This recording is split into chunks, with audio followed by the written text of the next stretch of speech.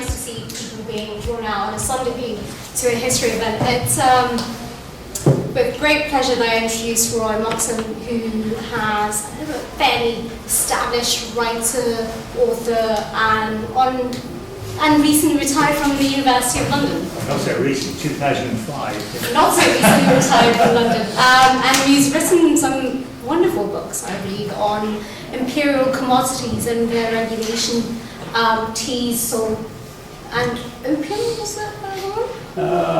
No, but of course the opium comes into the tea book because, basically the only way we could afford to buy tea from China was Yes. to export opium from India. So we employed 1 million people to grow opium in India and then illegally exported it to China.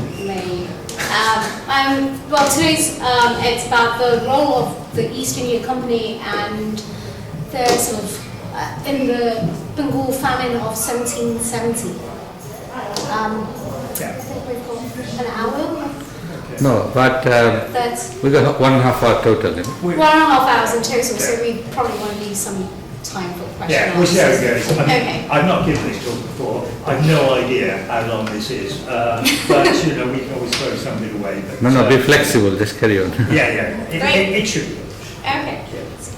Okay, shall I start? Okay, right. Well, number one thing is this. You must not laugh too much at my pronunciation. There's a lot of Bengali names in this, and I don't speak Bengali, so, you might wonder what I'm talking about. But, that's the only thing. So I apologise in advance. And I've got to give you some background here now, I think, because some of you may not know some of the things which lead into this, and they're quite important, really. So, the English East India Company, as it was before the Union, and then, it was the kind of United East India Company. But anyway, it was established in 1600. But they only actually got to India, 10 years or so later. And they got permission to build a factory at Masulapatnam, which is in coastal Andhra Pradesh. I don't know how well people know. Have we got a pointer of some kind? No. Well, that went out. Masulapatnam is over there. Yeah, exactly. Okay, just to give you an idea. And then, shortly after that, in 1613, the Emperor Jahangir, the Mughal Emperor, decided that the English could trade from Surat, and that was their kind of main place to start with. Surat is in what's in Gujarat. So they were there, and he also allowed them to fortify their factory. Now, this word factory is a word everybody uses, but it really means a trading post. It's just, that's what they called them in those days, a factory, okay. And a lot of these, which the British do, they fortified them. And of course, that eventually kind of gave them some military kind of use, but initially not at all, And by 1700, the East India Company got these factories in Bombay, Madras, Calcutta, and quite a lot of smaller places as well. And it was a big feature of the East India Company from the very beginning that they did not want anybody doing anything other than trading. This is where the money was. They did not want them going around starting wars. They deliberately did not actually recruit people from other than merchant families. They did not want what they called a gentleman coming in, because they knew if gentlemen came in, they wanted, get involved with soldiers and all this kind of thing. And so they were under very strict instructions. And the Sir Thomas Roe, who was the English ambassador to Jahangir, wrote them a letter in 1616, and in it he said, "If you will profit, seek it at sea and in quiet trade, for without controversy, it is an error to affect garrisons and land wars in India." As we will see later on, they didn't heed that advice in the end. the first people from Europe really to come into India were the Portuguese. You know, after Vasco da Gama discovered the sea route in 1498 from Europe going around the Horn of Africa, the Portuguese came in. And then they were followed really by the Dutch, who became more powerful at sea than the Portuguese. And they booted the Portuguese out of lots of places which they had captured. And then the English arrived after the Dutch, and the Dutch actually found life a bit difficult in India, particularly as there was a rebellion in the south of India, and they decided, look, there's far more money to be made in Indonesia, and they more or less disappeared from India, right? The last people to come in were the French. And it was the French who would precipitate what you might call the European conquest of India.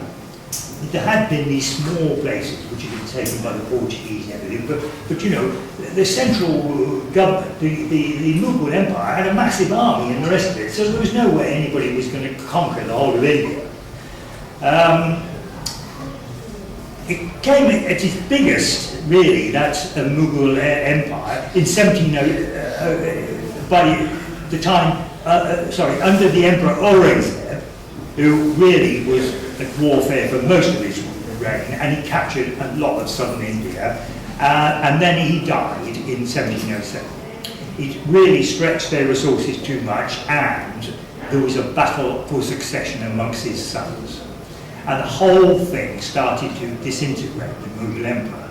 And there were various Mughal nobles who basically were controlled from the centre. Those people then became semi-autonomous, or maybe totally autonomous in some cases, right? And they also fought each other to get control of certain things, and they were also had to fight the Marathas and other Hindus from the south who saw an opportunity with this whole thing disintegrating to see what they could do. Right.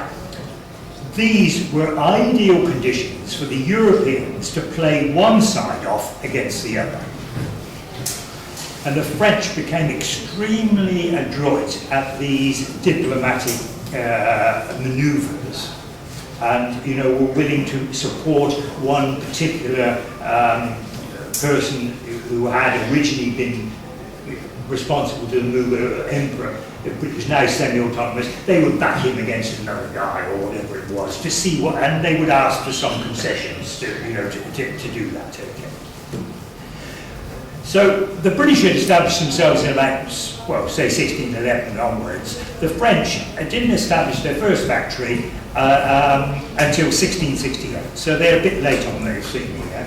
And they established their first factory at Surat. They also formed a company to do this, which they eventually called the Perpetual Company of the Indies. This Perpetual Company of the Indies wasn't so perpetual, it kind of came and went because France had, surprise, surprise, lots of financial problems at various times, and this company kind of fell and then had to be refinanced, etc. But it did actually kind of keep going.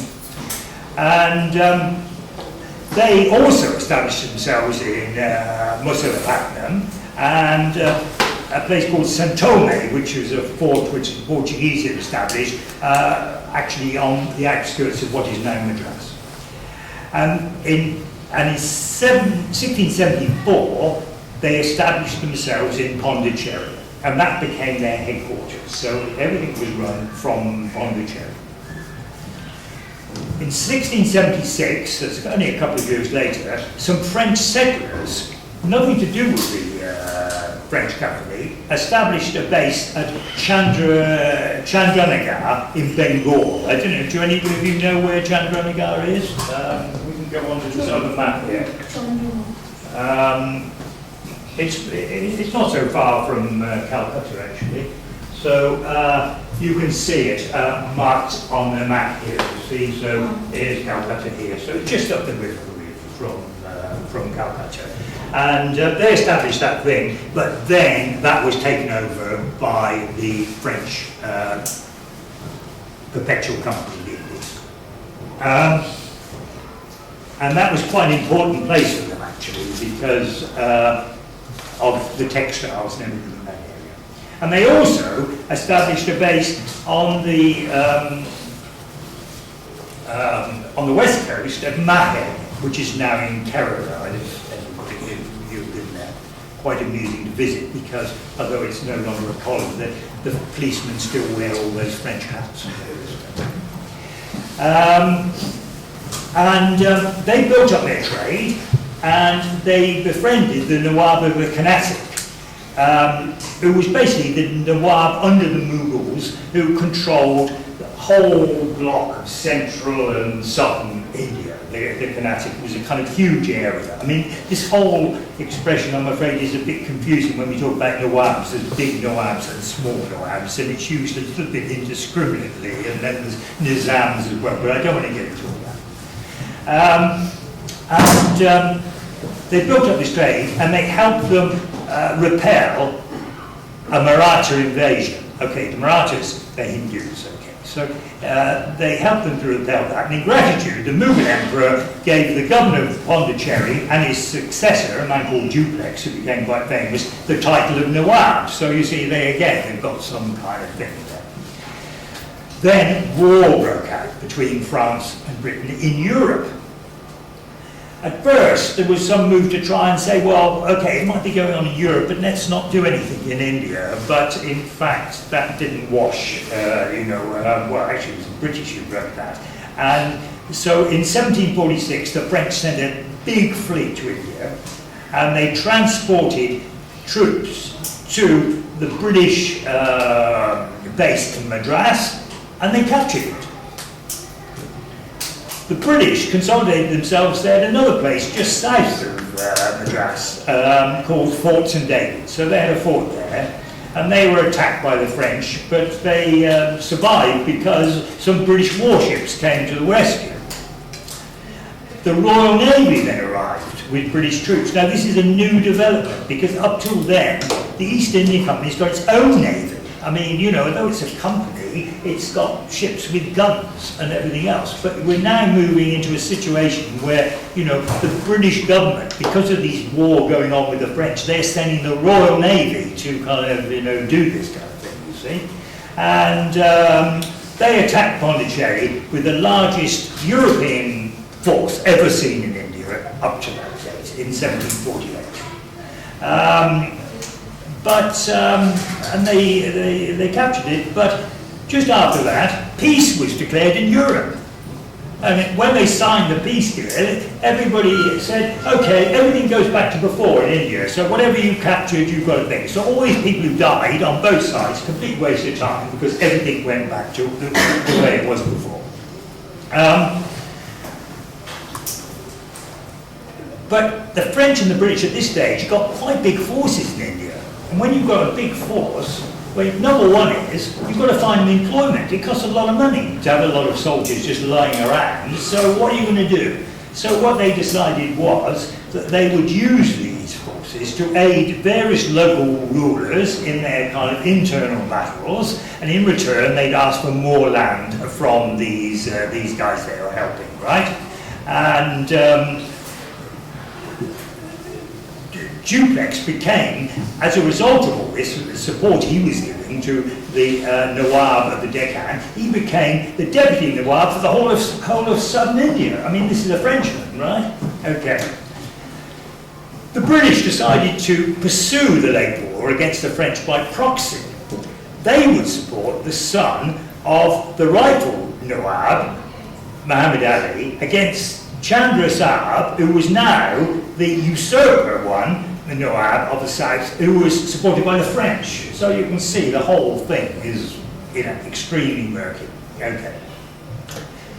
Now, Robert Clive, who is one of the main people I'm going to be talking about, he arrived in Madras in 1744 just to work as a kind of clerk, a writer as they called them, And then he was in Madras when the French arrived, and the British, some of them were allowed to leave, providing they gave an undertaking they would not fight against the French. In those days, people kept their word, actually, the rest of it. But some people, including Clive, didn't sign this thing and managed to escape.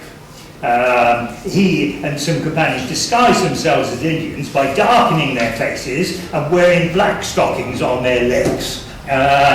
So, you know, you wouldn't have thought that would be terribly convincing, but anyway, they did, and they managed to kind of go south with this, you see.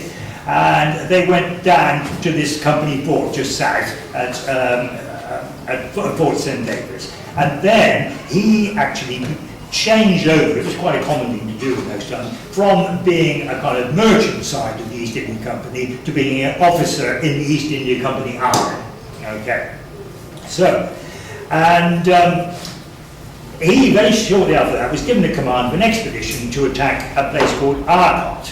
Now, Arcot in the south of India was the Nawab of the Carnatic's capital, and it had been left behind with just a skeleton garrison. So Clive marched very fast on this place. It's 65 miles south of Madras, that's all. And there was a massive thunderstorm, and but he continued marching to the surprise of everybody. And he was able then to get in and capture Arcot. And he had a very small force. He had only 300 soldiers. Shortly afterwards, the Nawab army arrived to kick him out. They had 10,000 soldiers. So you can see, you know, there's a bit of a disparity here. But they managed to survive all this, due to a certain extent because he was an excellent commander of men. There's no doubt about it. Of course, they were in a fortified town and they'd taken over the fortifications, but there's no doubt about it. And also, we're beginning to see now that European troops have got more sophisticated weapons than local troops. You know, previously the first British troops to arrive, they were kind of arriving like people in the English Civil War, you know, they kind of got pikes to stick people with and everything. We've now moved into an era where people have got good muskets and they got bayonets, you know, that's quite a big advance, and they got better artillery. So, he then went, Clive left there, went back to Madras, raised more troops, and he marched together with this Muhammad Ali, this son of the proposed Nawab. He marched there on Trichy in the south and Shringanam, you know, where they were victorious. Do you know where Trichy is? Can we find it on this map? Let's see. Yeah, Trichy, okay. So Trichy is somewhere down here, isn't it? Yeah, because I can't see this thing when I get closer up. Here somewhere, isn't it? Yeah. Sorry, I can't see the map, that's the problem. But it's down there anyway. And he marched on the Nawab there, and they won again. And this basically made this Muhammad Ali, who probably was, at some time, to be the rightful Nawab, it made him the real Nawab, really. And so he then became the ruler of the Deccan with the British as his ally, and the French appeared to be totally out of the picture. But they still held Pondicherry and some small kind of places. After that, Robert Clive decided that he would go back to England for a while, and the rest of it. And he was set to come back to England and have a good time. And a friend wrote to him of the pleasure he proposed for himself and Clive in effing in company with you in Covent Garden. So, you know, which was a notorious red light district in those days. But this didn't happen because he got married. So that's the situation. And he returned to India in 1755. And when he returned, he bought quite a lot of stuff with him. He bought 3 companies of artillery and several hundred British soldiers. And he intended then to move against the French in the Deccan and eliminate them once and for all. But he landed in Bombay, and you still had a situation with the East India Company where they divided who was controlling their places. So Bombay was completely independent of, the governor of Bombay was completely independent of the governor of Madras. So they landed in Bombay, so more or less they were forced then by the East India Company to stay in Bombay for a while, and there was a problem with so-called pirates on the west coast, led by the family of a man called Kanhoji Angre, who caused a lot of grief to the British over the years.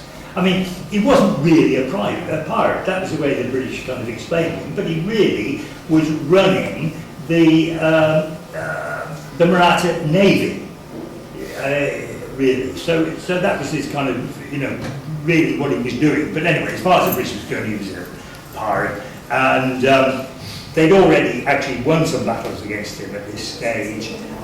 Clive joined a naval commander, Commodore James, and he'd already captured one of Angry's main bases, Savannah.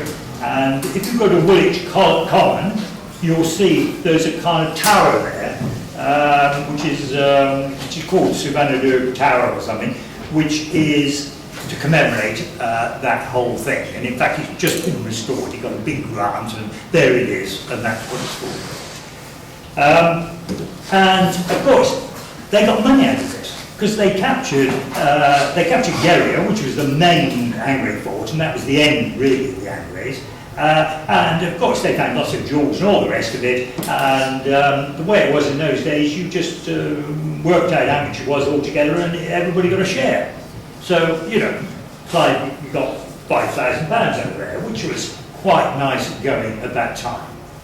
But as you'll see, he made lots more money later. Okay. He then was able to leave and go to the East Coast. And he went to Fort St David, just south of Madras, and by all this, he was now number 2 in the company to the governor of Madras. So he was in a pretty kind of important position here, and he arrived at an absolutely crucial time, because a month before Clive's arrival, the Nawab of Bengal. And when we talk about Bengal, Bengal is also including Orissa and Bihar. So it's much bigger than you might imagine, because that was the grant from the central Mughal emperor to the Nawab of Bengal. So, we're talking about a pretty big portion of West India here. And this Nawab, about a month before Clive's arrival, died, and he'd been succeeded by his grandson, Siraj ud Dowla. Now, Calcutta had now become pretty big. I mean, since it had been founded by the British, it had really kind of grown quite big, and it was now as big as the Nawab's capital, which was at Murshidabad, which is, Murshidabad's just north of Calcutta. I mean, you go by train, it takes you about 3 hours or something. Very interesting place to visit. And because it had all grown like this, and because the fortifications of Calcutta will be continually improved by the British, this new Nawab saw this as a kind of abuse of the company's authority just to do trade. And you could see, so he was quite worried about it, So he ordered the company to demolish all these latest improvements to the fortifications in Calcutta. But the governor, not a great diplomat, just told the Nawab to get lost, basically. And the Nawab was not happy. And he famously said, "What honour is left to us when a few traders who have not yet learned to wash their bottoms reply to the ruler's order by expelling his envoy?" Anyway, Siraja ud-Dowla moved quite fast then. He marched his army towards Calcutta, and he set fire to the town and the bazaar. The governor decided to evacuate by boat because he didn't feel he had enough people to defend the town, and in the confusion loads of people died, the governor escaped, having abandoned a lot of his people to the enemy. So, usual kind of tricks by high people. And these people who were left behind, they were the people who were confined in the so-called black hole of Calcutta, which became extremely emotive kind of business. On the 20th of June, a lot of people were put into that small room, and they died of overcrowding and suffocation. Nowhere near as many died as was subsequently alleged, because I mean the British used this as a stick to beat the Bengalis for several hundred years. And the modern estimates are the number of people who died was between 20 and 40 or something like that. So it wasn't so big, and it's doubtful whether it actually had any part in the decision to try and capture Calcutta again for the British with an operation organised from Madras. Anyway, news of the fall of Calcutta reached Madras, and command of a relief organisation was entrusted to Clive. He had 800 European soldiers and 1,000 Indian sepoys. They set off in a fleet, but the wind blew them the wrong way and they ended up in Ceylon, so it wasn't a good start. And this has all happened in October, and it was December before they entered the river Hooghly, which is the river which goes to Calcutta. And they anchored about 40 miles downstream, and they made some contact with Siraj Uddoula, and everybody was speaking nicely to each other, but this was probably just a bit of a ploy actually to gain time so that there was a good enough tide to take the British up into Calcutta. And they continued their way. There was a few skirmishes on the way, and they reached Calcutta on 2nd of June 1757. A lot of the town was very badly damaged. I mean, the whole bazaar had been destroyed, and all the European houses had gone, and their church had been destroyed as well. Clive was determined that Siraj Uddoula should compensate the company for its losses. 2 British warships were sent up the river to Hooghly, and there was some of the Nawab's troops who had fled from Calcutta were camped there, and they were bombarded by the ship's guns, and they fled again. The British, before they departed, set fire to that town and the whole surrounding area. Siraj Uddoula came south with the bulk of his army, and this is a big army, 100,000 people. I mean, these are massive armies we're talking here. And he was absolutely shocked by the damage the British had done. And he became more and more belligerent as he got nearer. Clive decided to launch a night attack on Siraj Uddoula's camp. And when he was hoping he might manage to steal his cannon away. And the Navy agreed to supply 600 sailors to carry off the cannon.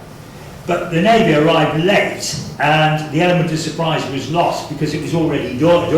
I mean, so they lost the whole element of surprise. But by amazing good fortune, which you can be sure that Clive seemed to have had some person looking after him somewhere, because it was amazing how many,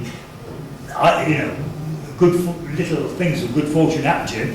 So he lost his surprise, but then a fog came down. So, and they were able then to, continue doing this attack as if it was night, if you see what I mean. And they managed to kill, well, they lost a few people themselves, probably about 50 people, but they killed 1,300 of the Nawab's men. The Nawab might have carried on fighting, but he suddenly got intelligence that an Afghan army was marching towards Bengal. So he rapidly agreed a peace treaty, gave the British what they wanted, and took away his army. So there again, extremely fortunate thing for Clive, and I suppose for the British. Okay. The 7-Year War had started in Europe. This is another war which has got Britain and France on opposite sides.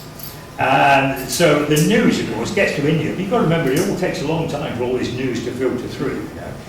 And then Clive was really worried that, well, maybe the Nawab, he might forget about the things he made when he was worried by the Afghans, and he might link up with the French to push the British out. So there was a couple of options for him as far as Chandranagar went. He could try and agree a treaty of neutrality with them, or he could capture it. There was a lot of talk about it. But with the Nawab still a bit distracted by the menace from Afghanistan, Clive decided to attack Chandranagar. And the Nawab had left some troops behind to help the French if they were attacked, but Clive managed to bribe the Nawab's representative to hold these aloof from the fight. There again, this is a big feature of all this, is the amount of people who are being bribed to do things they should not be doing. And the British then captured the town, laid siege to the fort, and eventually the French surrendered. Now, Siraj Abdullah had caused quite a lot of resentment amongst the financial elite of Bengal, because a lot of their profits came from dealing with European exporters. And moreover, the Nawab had insulted some of them for not being Muslim. And one of the principal businessmen of Calcutta was a Sikh, a man called Moxham. And the Nawab had used him as an intermediary with the British. Now, Moxham advised Clive that there were powerful bankers in Murshidabad, that's the Bengal capital, who believed that if the Nawab was to show hostility to the British again, it might be as well to have him removed. There were nobles who might be willing to support a coup. The most powerful of these was a military commander and a relative of the Nawab, Mir Jafar. He was chosen by the conspirators to replace the Nawab if the British would support a coup d'etat. A committee of the company, which included Clive and the governor of Calcutta, agreed with this. It was also agreed that if they were to help all this, that Mir Jafar, when he was put in place, would compensate the company's employees for all the losses over the previous years, give the company more land around Calcutta, and also would give them 4 million rupees. Now, 4 million rupees is quite a lot of money, because there's 10 rupees to a pound. The UK labourer at that time, back in the UK, is earning £20 a year, so you can do all the calculations, you know. But we're talking about an awful lot of money. Then some kind of funny business went on. I mean, Clive summoned Moxham, showed him a display of military manoeuvres, and sent him to report to the Nawab, basically to frighten the Nawab. And Moxham told the Nawab that Clive intended to attack his capital next day.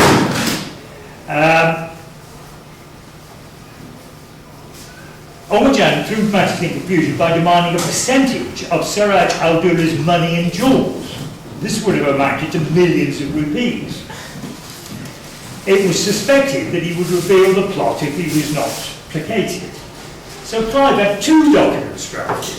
A red one for Moxham, which would give him 2 million rupees, and a white one, the real agreement, with nothing for Moxham. And Mir Jafar was then told the white government was a genuine treaty, and both parties signed both papers, right? So, I mean, you can just see all this kind of stuff going on, right? So, by this stage, Clive had got about 1,000 European soldiers and 2,000 Indian soldiers, and they had 8 camps. Siraj Abdullah had an army much, much bigger. He had 40,000 infantry, 18,000 Pathan cavalry, and 50 cannon. So, you know, there's absolutely nothing here, right? Given the disparity between the size of the armies, Clive was entirely dependent on Mir Jafar, who was to command one of the 3 divisions of the Nawab's infantry. So basically, you know, Mir Jafar's agreed that he's going to stand aside for this thing, you see. And Clive had to kind of, you know, send a lot of his men across, you know, the river on boats, and there was all this kind of thing. And but then there was a bit of a reconciliation between Mir Jafar and the Nawab, because they swore, Mir Jafar and the Nawab pledged friendship on top of the Quran. So Mir Jafar decided, well, he couldn't fight against the Nawab, but, this is the crucial thing, he would just stand aside. So, you know, I mean, the deviousness is just kind of unbelievable. Okay. Very heavy rains set in, everything looked kind of quite difficult in one thing and another, but Clive decided that he would fight, and he decided that he would go to this place called Plassey, which became quite famous, which again is quite close to Calcutta, really. Where are we? Okay, so you can see, here's Plassey.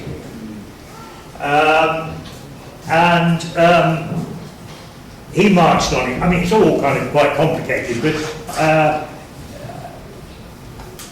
you know, so Clive's got his kind of small thing there. The Nawab's got 50,000 men with elephants covered with cloth and embroidery and all the rest of it, and cannons drawn by vast trains of oxen, standards flying, etc., etc. And Clive was not entirely confident that Mir Jafar was going to stand aside from this battle, but anyway, he decided in any case he would kind of go ahead. And there was a tremendous thunderstorm then, another of these thunderstorms which Clive seems to be able to conjure up from nowhere. And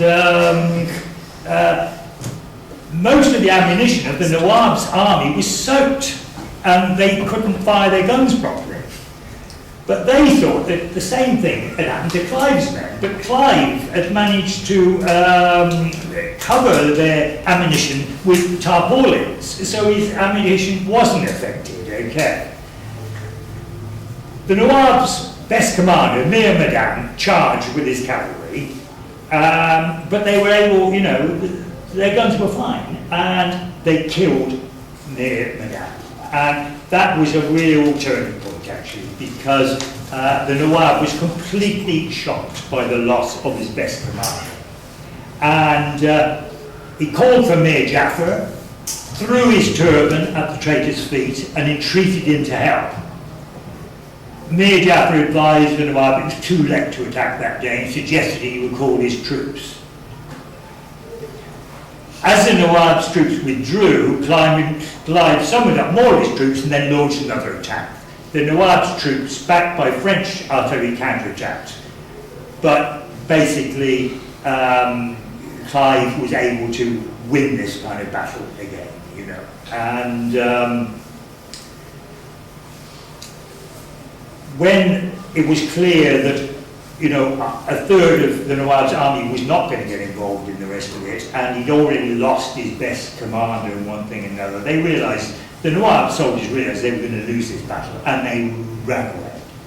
And the Nawab had already gone himself, actually. He took a fast camel back to his capital in Mashirabad. By 5 p.m. the whole battle was over. For a massive confrontation, there were very few casualties. The Nawab lost about 500 men. The British losses were only 4 Europeans and 16 Indian soldiers. So, you know, this is a major battle, which is in every kind of British history book, or Indian history book probably, and the losses are just minute, you see. And on the morning of the battle, Mir Jafar visited Clive, the two embraced. Clive hailed him as the new ruler of Bengal. And Siraj Abdullah disguised himself, made for Patna, but he was discovered and brought back. Clive entered Mashirabad, the capital, 2 days later, and he maintained this fiction that, you know, basically Mir Jafar was the master of Bengal, the rest of it. But of course, really, he wasn't the master. The master now was Clive underneath. They discussed money. The treasure had been partly emptied by Siraj Abdullah and by looters, so not as full as they supposed. And it was agreed that Mir Jafar should pay one half of what had been agreed immediately, mostly in cash and some in jewels. The other half would be paid in installments later. 75 boats were loaded up, each carrying a large chest containing 100,000 rupees. They headed down the river to Calcutta, escorted by the navy, surrounded by music and drums. Clive received money due to himself as Commander-in-Chief, as a member of the committee, and as privately promised by Mir Jafar.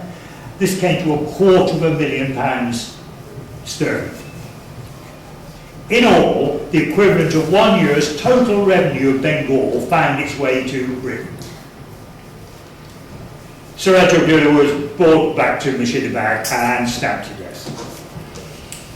So the whole role of the East India Company in India was completely transformed by all these events, as you can imagine, and the directors in London weren't that happy about this, actually. They thought they should still be involved in this in peaceful trade.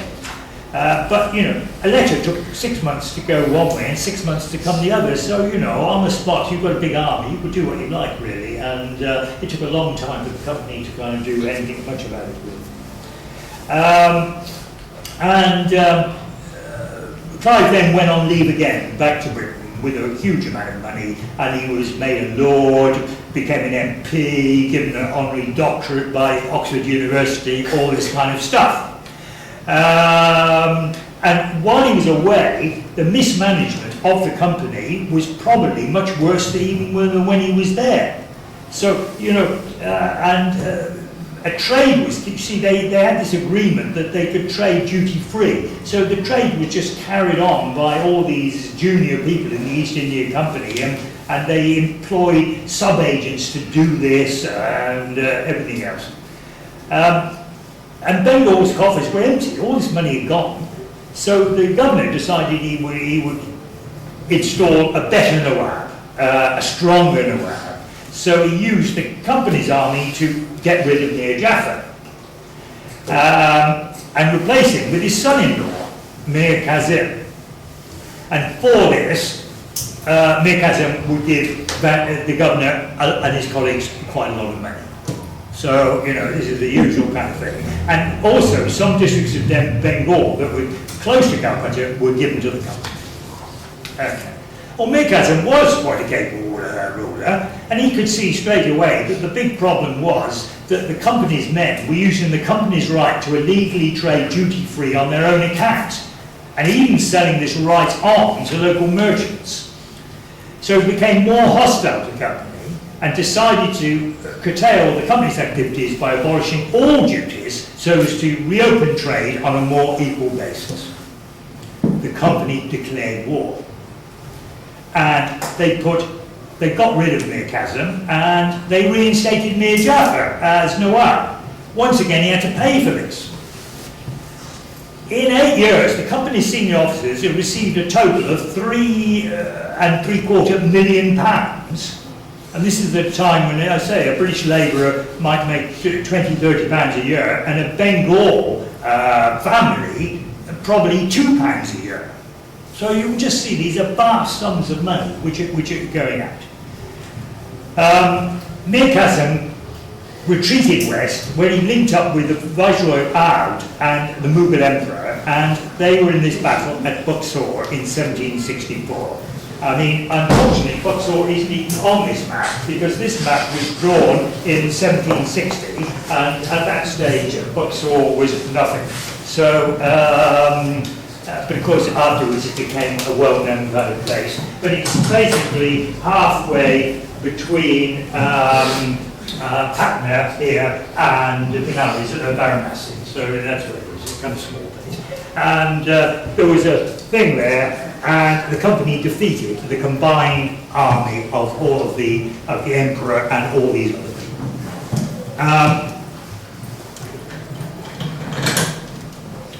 Clive returned for his third and final time in 1765. Rather than conquer further territories, Clive decided to allow the victory of the Viceroy Oud to resume office, but to give some of his land to the Mughal Emperor. In return, the Mughal Emperor bestowed the Diwani of Bengal, Bihar and Orissa on the company. This made them the legal rulers and gave them the right to all the revenues. This momentous document was delivered at Benares by the Mughal emperor himself. He handed it down from a makeshift throne made by taking a chair from Clive's tent and putting it on top of an English dining table that had been covered with an embroidered cloth. It was the beginning of British rule in India. There's a bit of a thing here. You know, Clive decided he'd better do something about all this corruption and things. So what he decided to do was set up a company which would have sole rights to deal in salt, betel and tobacco. And the shares of this company, which was called the Exclusive Company, would be held by all the kind of British people in the East India Company, depending on their seniority. Of course, Clive made sure he got the most of these shares. They made a lot of money out of this. They made 6 million rupees. The whole thing was totally illegal as far as the East India Company was concerned, but because this business of the letters going backwards and forwards taking 6 months, they managed to stall the whole thing for 3 years and made 6 million rupees, which of course they shipped out of the country and sent back to England. Okay, we're now coming to the horror part of this talk. In Bengal, in most of Bengal, there are normally 3 harvests a year. A small crop of pulses in the spring, a rice crop in September, and a bigger rice crop in December. Normally, it is one of the most fertile parts of India. However, the harvests of 1768 had been poor, which caused a rise in the price of food that extended into 1769. In the September of that year, the rains failed over much of Bengal, ruining the crops. The same thing happened during the December, which was normally the most, for the very important rice crop. Food became extremely scarce, and the agents for the company's men cornered the market in such grain as there was and ruthlessly raised the price. In the 13 years since the Battle of Plassey, huge sums of money had left Bengal for Britain. This had depressed the local economy. Moreover, the land tax had been collected especially rigorously. Traditionally, this tax had been paid by the cultivator to his landlord, either in cash or kind, at a rate that represented about 1/3 of his crop. As the landlord lived close to his cultivators, he had a good idea of what was a reasonable assessment. If there was a poor crop, the landlord should of course receive less than in a good year. The landlord was in effect merely a tax collector, who then passed on 9/10 of the collected tax to the government and kept 1/10 for his services. This system required careful supervision, otherwise unscrupulous landlords could squeeze the cultivators.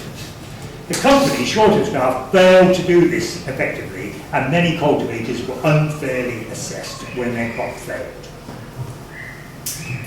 In 1769, the population, having been bled dry over the previous years, had no cash reserve for which to buy in food from parts of India where food was available. The company, this is a major point. There's never been a crop failure all over India. The problem why people die in these famines which have occurred in India is because nobody has any money to buy the food. So there's a distinction here. The famine accelerated because the people of Bengal had no money with which to purchase food. The company made very small arrangements for relief, but continued to collect the land tax and other revenues.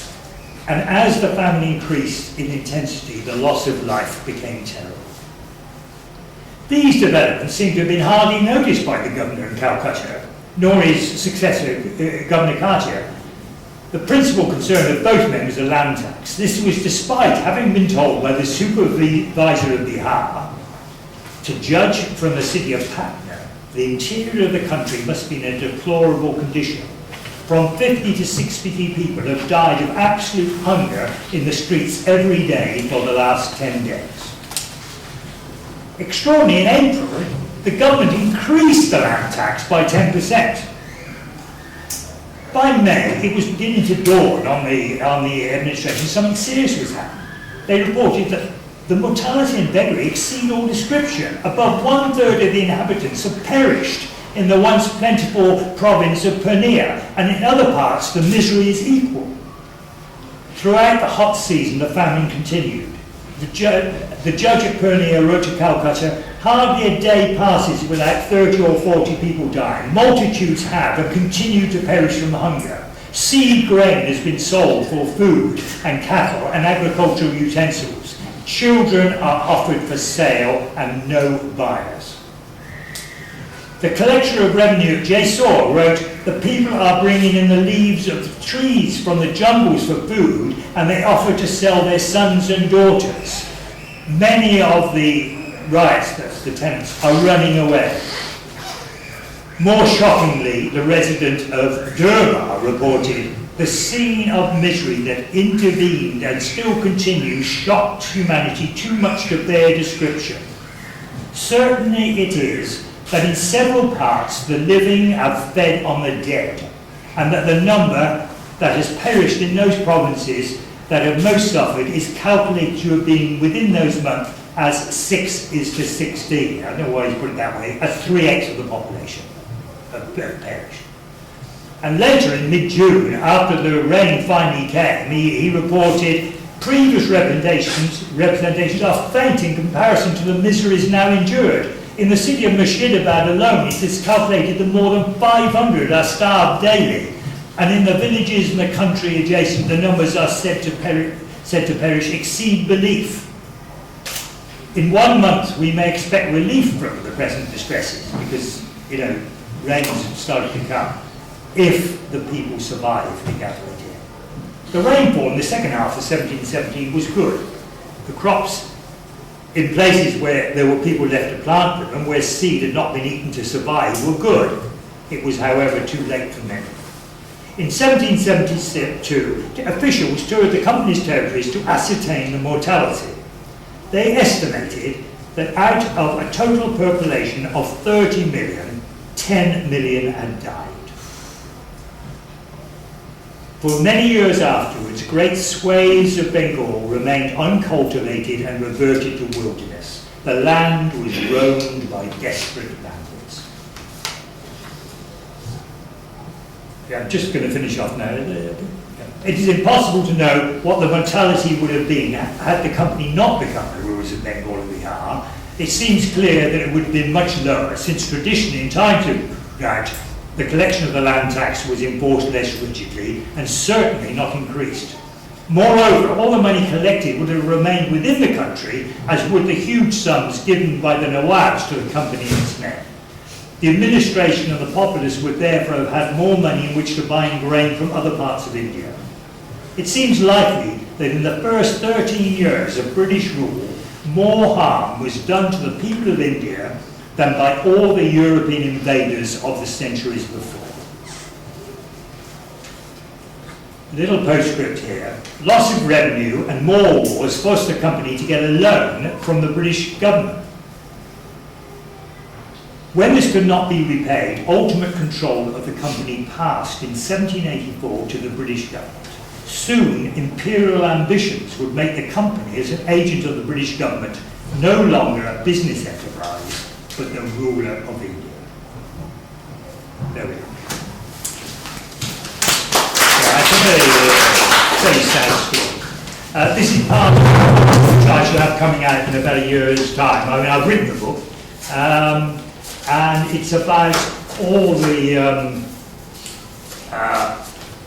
European invasions and captures of India between Vasco da Gama in 1498 and these events in Bengal. So we're coming about 300 years or whatever it is. Title is not been yet agreed. I want to call it The Great Theft of India, but I'm not sure my publisher is going to agree to that. But if anybody wants to know when this book comes out, if you put your name and email here, I will make sure you get an email to say it's come out. It's going to be about a year, but it will cover what you've heard in more detail, and it will deal with the Portuguese, who, let me tell you, are not very nice either, and the Dutch. So there we are. Well, thank you. That was, in a sense, a very despairing talk about famines, and Bengal has had its fair share of famines, and most man-made, but it's also, I mean, you've taken us through the sort of the weeding and dealing of high politics of the East Indian Company, and so I'm going to sort of open the floor to questions. I have a few questions of my own, but but my questions can come later. Oh, I mean, it's awesome. Yeah. Yeah? Carry on. Should we Carry on. open it up to Yeah. questions? We Yeah, have yeah, sure. a few. Should we See what I can take do. you? Yeah. The Lord Clive sort of expeditions, Yeah. I can say, the mention of luck and how with very few men he has triumphed Yeah. again and again. Yeah. It seems to me, is that a very exotic version of how history is played out? Because as far as I understand, there were lots of alliances involved.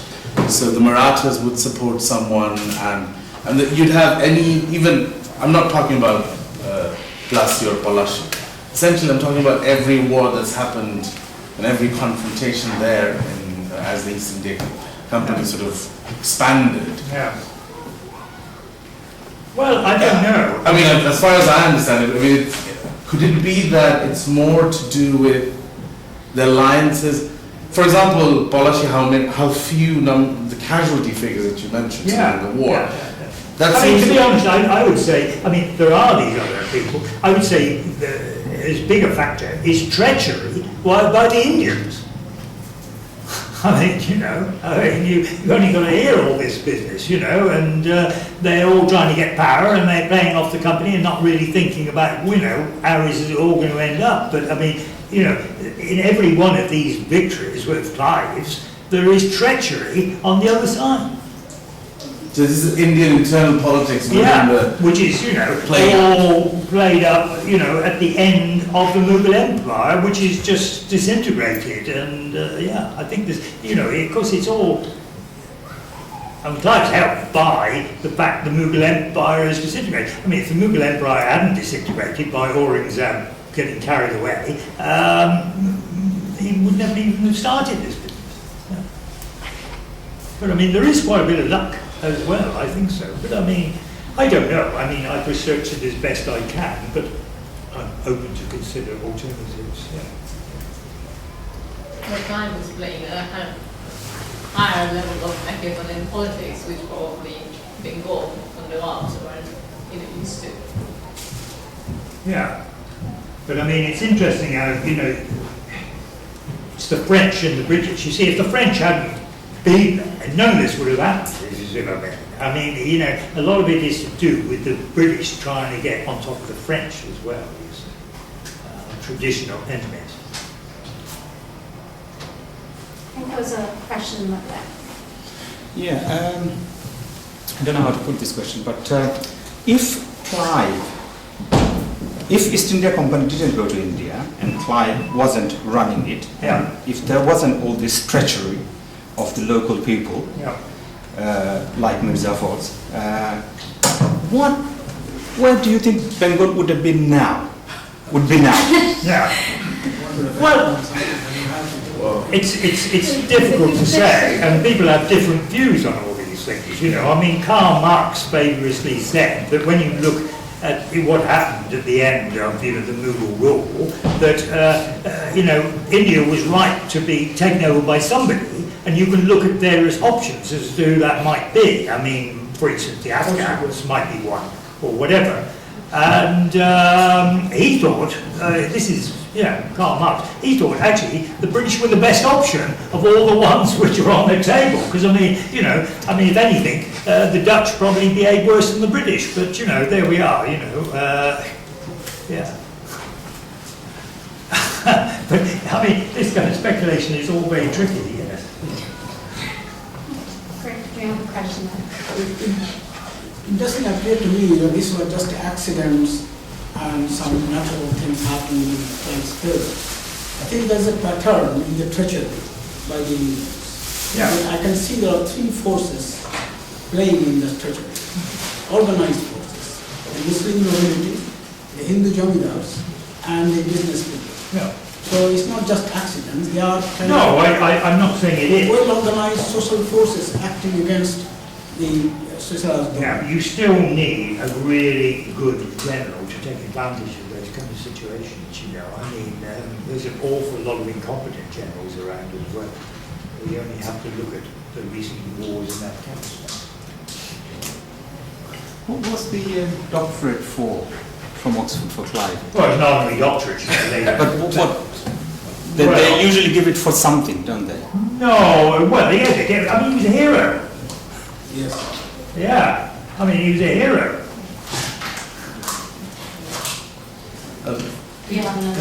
A long record of extremely unpleasant heroes. Yeah. I find it interesting that all of us are using the word treachery. Yeah. To what? Essentially, what I find it interesting, I mean, it is, you could look at it, frame this as a politics. But essentially, the popular imagination is that you have, it's treason that you have, but what are you, the treason is that, the treachery seems like a narrative that's designed to say that, you betrayed something. But this is within, you're looking at Mir Zafar. If you look at any internal system, you'd have, so they felt that the Nawab was hindering trade. So essentially a group of elites or bankers or rich folks might have said, okay, we need to remove him because he's a hindrance to trade. But I find it very interesting how Mir Zafar's narrative over the years, I mean, I've learned it as well, how Mir Zafar is basically the word of, you call someone Mir Zafar because he's betrayed you. No. Yeah. He did put his hand on the Bible. Absolutely. I'm looking at it from Bible, sorry, wrong word. Quran. I'm looking at it 250 years or so later, but I'm very intrigued how it's framed as just only treachery, but not looked as, for historians, for example, as politics. I mean, internal sort of politics within Bengal, Mughal Empire, who would succeed who in that sense. You should ask Blair what Gordon Brown did to him. Yeah. I'm sorry. Because of this invasion and everything, huge death and the famine and everything, tremendous loss of Bengal. Whatever it is, but what was the ethical stand of British government at that very particular time? And what was the commentary from the government to the world or particularly to the Bengal? I know what you can say about the ethical point of view of the British government at that time. Well, it's difficult to separate, the business of the fact that they want the money and the ethics and everything else. But there's no doubt about it, there were a lot of people in Parliament who thought this famine and everything, was extremely wrong that it had been caused, and they were very critical of the behaviour of some of the company's servants. I mean, and especially this business of them hoarding grain themselves and then selling it at a high price and everything, So all that was going on, and so that's one of the reasons why, not very long, you see, after this, the British government did take over control of the East India Company in an indirect kind of way by setting up this board of control, which had ministers on, which would supervise the way this company was run. So, like many of these kind of things in English history, there is quite a strong group of people, they may not be the majority, who really find all this totally abhorrent. Yeah. That's a question. My question was quite naive, because I don't know too much about the history, but when the Portuguese were in before, and also the Dutch were. Yeah, the Dutch, yes, they did. And did they have the intention of sort of taking over the land, or were they just purely there for commercial transactions? Well, the Portuguese, they wanted to take over some land, so, they took over for a start, But one of their main driving forces was also spreading Christianity. So they regarded, the Muslims, as being the devil incarnate, because you've got to remember that there had been, the Muslims had been controlling Spain and Portugal until very near to these events, you see. And they managed to drive them out of Spain and Portugal. But so there was, and you see all their ships have got a big cross on the sail and everything. But money is also a big thing here. as well, you know. So they might say we're going out there to, you know, convert these people to Catholicism, but they also, you know, but they had, it was one of their big problems though, because, you know, they had so many forts. It's unbelievable how many forts they had, the Portuguese. And when you think the death of people who went out to India was really bad, you know. I mean, you know, so many people died every year. I mean, there's a famous saying in Bombay, which was particularly pestilent, 2 monsoons is the age of man. And, you know, a lot of Europeans only survived for 2 years, and then they died with malaria or whatever it was. So Portugal didn't have a big enough population to deal with it. Would India be better off with Portuguese ruling than the Brits? Sorry, where the what? Would India be better off now? Better off than with the... Well, it depends how you view these things. I mean, you know, I mean, would they be better off? Well, they have probably used the same strategy to loot all the... Oh yeah, they No, but certainly they brought a lot of vegetables and spices to our country. Yeah. But the other thing is, and which I will deal at some length in this book of mine, is the Inquisition. So they basically passed inheritance laws in all the places they took over, which strongly favoured anybody who became a Catholic. Okay. Then they went around, you know, people went around spying on them. Were they actually continuing with some of their old, Hindu beliefs as well? Okay, if they were denounced to the Inquisition and then usually tortured until they confessed. It's very easy to confess when you're being tortured. And the person who denounced them got 50%, and the other 50% of their wealth went to the church. So any amount of people, you go in down, the stories are horrific. You know, cutting the eyelids off to people's young kids, all this kind of thing. Now, the Portuguese were more gratuitously cruel than the British. I mean, you've only got to look. For example, let me tell you a little story out of the book. Okay, Vasco da Gama, on his second trip to India, an emissary comes from the Raja of Calicut to speak to him, okay? It's a Brahmin priest. So, Vasco da Gama thinks, maybe this bloke's a spy. So they roast him over a fire, and eventually he admits, well, I don't know if he does admit. They roast him over the fire anyway. There's the rest of it. And then the pain is so great that he asks them to kill him. So Vasco da Gama says to him, "Well, I can't kill you. If I kill you, how can I send a message back to the Raja?" So what did they do? They shoved excrement into his mouth, sewed his lips shut, cut off these ears, cut off the ears of the ship's dog and sewed them onto this Brahmin, and then sent him back with this message. So, you know, these are not nice people. That's quite a picture. There's a question at the back there. This traditional writing about famine, did they blame the North or did they blame the East India Company as well? Like the writers from Bengal, when subsequently wrote about them. Well, they were all blamed, but whether they ever got any of the money back off them and the rest of it, I'm not so sure. And of course, these people, you know, they used the money to basically to make good marriages with the aristocracy in England or MPs or, you know, whatever, and they became very difficult to touch, these people did. And you've got to remember, you could buy seats in Parliament at that time. That's what Clive did himself. Basically, you know, there were so few voters, you just went and offered, you know, them a few £100 each or whatever, a vote for me. So, I mean, Clive became an MP. Are there an example of similar kind of famine during the colonial period in Africa or other parts of the world? Not really in Africa, actually. No, I wouldn't say, well, not in British Africa anyway, which I know something about.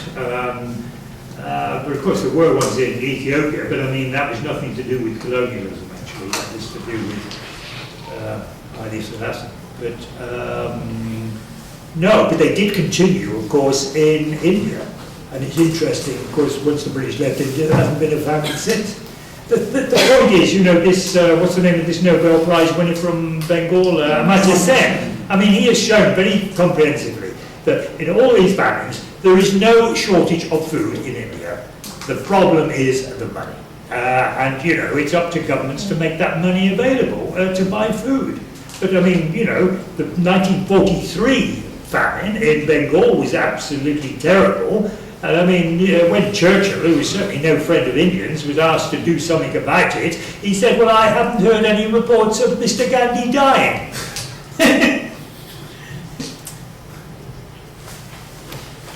Well, my question is very simple. You say the treasury been looted and money took from India here. What was the overall situation of general people at the time? Did they have a better life before English invasion? And yeah, I think they had a better life. I mean, for a start, although money was, they were paying money, of course that money was being spent inside the country, so it was creating jobs and, you know, business for shopkeepers, for farms, they were buying stuff, whereas the British money was going out of the country. I think that's a crucial difference. But to think that life under the Mughals was some blissful life, like portrayed by somebody like William Dalrymple, is a load of complete nonsense. Life under the Mughals was not so good for most people. I mean, it might have perhaps under one or two of the Mughals, but, you know, you've only got to read reports of some European travellers like Pelsat going across India at the time of Jahangir to realise, as he puts it, the life of ordinary people was a life of woe. Because the problem was the Mughal system of administering their land in India. What they did was to reward their people, they gave them the income of a certain number of villages. In other words, they could take a percentage of the crop. That was supposed to be 1/3 of the crop. And very rarely was that supervised properly, so they took more. But the other thing was that to stop anybody building up a power base, they moved what villages you controlled every 3 years, say, maximum 4 years. So 1 minute, some, you know, ex-general or whatever it was in the Mughal army, he would be, they'd give him, you know, 10 villages for him to take 1/3 of the crop in Gujarat. End of 3 years, they say, well, now we're giving you some different villages. You've got to, you know, you now have some villages in Bengal. Okay. Because of that, there was no incentive for them to improve the land. They could just take what money they could out of it, you see. And so, you know, that's where India missed out on what you might call the first industrial revolution. You know, the idea of having water-powered mills, all that kind of thing. You see, it didn't happen because these people didn't do any of that infrastructure development. Really. So life under the Mughals is not this life of joy which everyone imagines. There's good music, there's nice dancing, there's good painting. But, and also the incentive is to spend all your money on that stuff because you cannot hand it on to your family. Everything at the end of your life reverts to central government, who then hand it out again. So, no, I mean, no, it's not a good system. But nevertheless, the money was in general spent inside the country and people were better off in Bengal before the British arrived, I would say. I mean, how it would have gone, you know, 100 years later, who's to say? I mean, I can't work out the Thank you. I've just read in the book that it says that the standard of living of Bengal ruler was higher than that is Manchester counterpart. at the time. Yes. Well, I'd have to look at the book, to be honest. I mean, there's some people, you know, were reasonable. I mean, Bengal is one of the better off parts of India. I mean, there's no doubt about that, I would say. But I really have to look, and, you know, working people in England were not treated very well either, you know. But these comparisons are quite difficult, to say the least, and I should have to have a look at that. You let me know afterwards, and I will have a look at that particular thought. Just one last one. It says some historians believe that the Industrial Revolution in Britain was made possible by the theft from India. Well, certainly you need capital to do these things. And a lot of capital did come, but it didn't just come from India, it also came from the West Indies. So whether they took, the East India Company, for a start, made no money out of India. If you add up the balance sheet for the East India Company, they're not making any money out of India. The East India Company does make a lot of money, but they're making it by trading tea to China, from China. So, later on it might be that we were making money out of India with textiles and things when, the Industrial Revolution started to kick in with things like textiles. But during this early period when the East India Company was a separate company supposed to make money, you just have a look at the balance sheets and they know, and that's why of course it was taken over eventually. They never really made any money. They would have made money if they hadn't got involved in any wars. But you gave an example, you mentioned some large sums of money were coming from Bengal to Britain, yeah. They did. So that was never in the balance sheet of the company. That wasn't most of that money was private to individuals. But some of it did come to the company and it was distributed, but nevertheless, the cost of these later operations was much greater than that money which they had made. I think I'm right in saying that if you add up the whole balance sheet until this 1784 or whatever, when the British government started to assume control, if you add up the whole balance sheet, you'll find that they didn't actually make any money. So it's showing that the company made money, but there's plenty of wealth coming into it. There's plenty of wealth coming in, yeah. Because, all these company employees were basically ripping off their employer all the time. Yeah. I can find hundreds of examples if you like. Yeah. And what a banking bonus system now. Yeah, well, plus ça change. Yeah. It's just really paid out nowadays. Yeah. Just a quick question. What's the situation of the East India Company now? Does it still exist or is it? The East India does not exist. There is a thing called the East India Company, and it's an entirely new company run by some Indian people to use the name and sell fancy goods. But no, that is absolutely nothing to do with the East India Company. What about the club in? Well, that is a club, and that was for people who worked out in the East and one thing and another. And that club still, what's it called, the East Indian Sports or something? Something like that. I avoid all these clubs. But yeah, I don't think it's got anything to do with the East India Company. But it would have at one time. People would have loved it. Has has Britain left any kind of good trail behind, any positive things, apart from all the negative? Oh yeah, I'm not saying no. I'm not saying the British haven't left anything behind. Until like in Kolkata, they've left all the architecture and buildings. Some yeah, East Bengal don't have much stuff. No, but they built a good railway system. I mean, the rest of it. But look, I don't want to open this all up into a whole thing on the British rule of India. I mean, that is a very big subject which we could talk till midnight about. Yeah. But I mean, no, I think the British did some good things, but they also did some bad things. Have there been any apologies from UK or Britain for all the looting and atrocities Clive and subsequently the government committed? This apology thing is a very modern phenomenon that of course you could get around and start agitating. But and people have done that in modern times. But of course, in some ways it's nonsense unless you can get money, and the chance of you getting any money is probably zero, especially as we've got to pay all this money to Europe. Very the indigo dye motivation. Isn't it another reason? Sorry? Did you just speak of? The indigo. Yeah, there were several famines after the... There were loads of other famines, yeah. But no, I think this is the biggest Bengal famine, but there were big famines in southern India, very big famines in the 1890s or whatever it was. And you can read, well, there's one particularly government paper which was prepared with Parliament in, I think, about 1890, and it goes through all these famines and tells you exactly how many people died and what service. So you can research these things quite I mean, to be honest, I could write a good book on famine, but it's 2 or 3 years of my life. And do I want to do that? Probably not. I think she was asking, is there any connection with the indigo cultivation? Yeah. Oh, the indigo. I think it was a question of whether there were sort of further famines that. That's also. I think it didn't start at that time.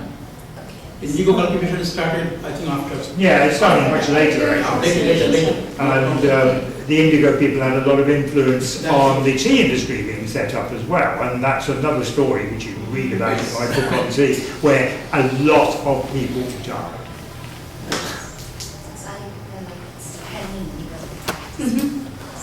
Yeah, the indigo thing is terrible, yeah.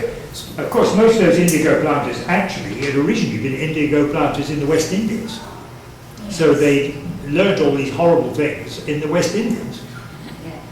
God.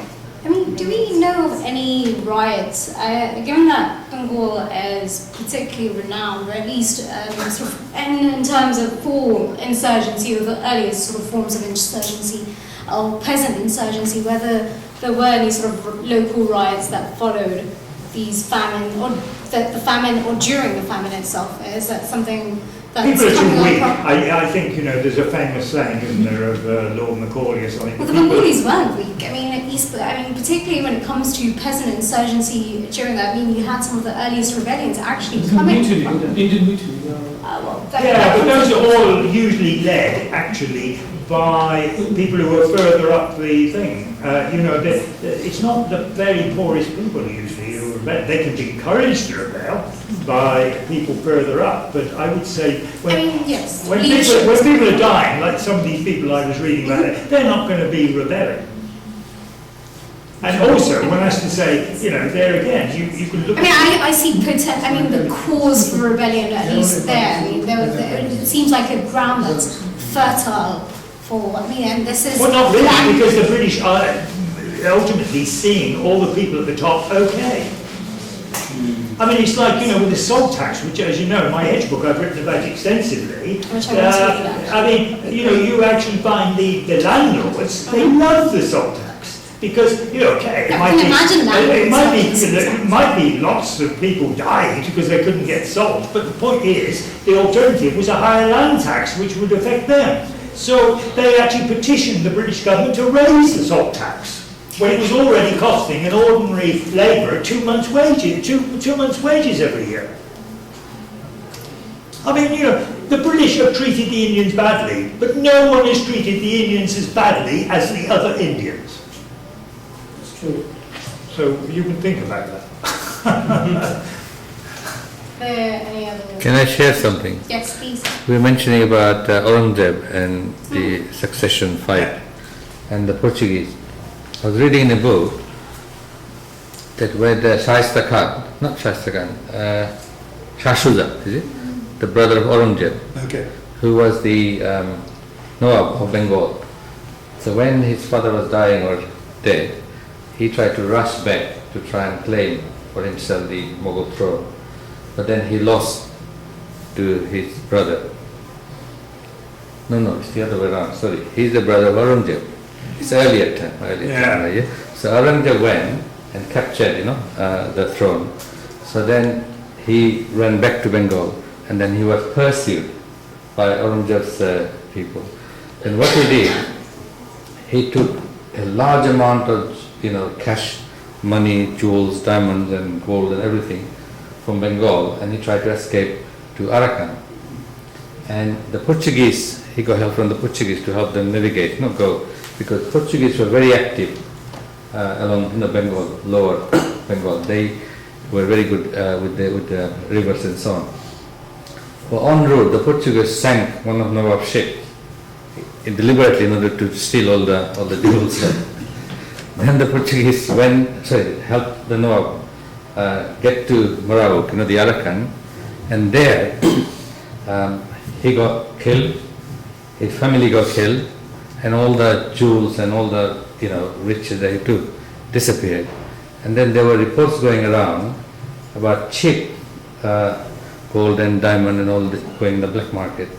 And the Dutch sent special ships, to Morocco with other goods to buy on the black, on the cheap stuff. that the Shah Shuja brought from Bengal. It's just a story, I was just reading and sharing. Right. There's so much interesting, because Portuguese were active in Bengal for about more than 120 years, especially at the bottom, from, say, Calcutta and Orissa as well, Pipli, which was a slave market. And they had a base in Hooghly, and they had a war with the Mughals in 1632, and they were very strong in Chittagong. Just a story I can share. No, I think some parts are true, because Brother Shuja died in Arakan. That's part I think true, but I don't know about this huge amount of diamond and things. But I read about the other historical facts. But they were, the Portuguese had forts pretty well running around that entire coast of India. And they used to it's capture. Unbelievable how many forts they had. Yeah. They used to capture slaves from other places, but also Bengal, along the southern part of Bengal, and they used to take them, sell them in Marau, capital of Arakan, slave market, and Pipli in Orissa, slave market. And the Dutch bought a few thousand Bengali slaves from 1620 to 1640 and took them to Indonesian island of Banda, where they were producing nutmeg. Because Dutch killed about 12 out of 15,000 population of those nutmeg islands, and they needed other people. But when they took Bengalis and other people, and they didn't know how to cultivate, so they would then start to search for the survivors to come back and help them cultivate nutmeg. Janine, first. Hi. I asked you a question about politics, which you answered, and I think, like you, I feel that's probably not going to happen. But what I was really interested in was about how these histories can be remembered and not just made invisible, continue to be invisible, particularly in the context of now having a very well-established Bengali, specifically Bengali population in this area. One of the things that I've been sort of noticed for a very long time is that when people talk about the history of Brick Lane and talk about the histories of migration to Brick Lane, they've spoken in a very passive way about how Bengalis arrived here. So, for example, when we talk about the migration of Jews, we talk about pogroms and the persecution that Jewish people have faced, and similarly the Huguenots about religious persecution. But the suffering that people experience because of the East India Company, British colonialism, together with the partnerships with powerful Indians that you talked about as well, is never there. It's never on the agenda. It's always kind of, back there and hidden and completely invisible. And I think that has an effect on the way that we all understand what the East End is and why people from different parts of the world are living here. So my question is, and then we have the whole kind of debate around the history curriculum and Michael Gove kind of trying to tell a very sort of anodyne, sanitised island story. So maybe you're not going to be able to get the apology that you want, but have you got ideas about how, apart from writing a book, which is very important, and I know your tea book was brilliant in making the links between the opium trade and the persecution of tea workers and the link between the Industrial Revolution and the actual consumption of tea. Is there what else can we be doing to make sure that these histories are foregrounded properly?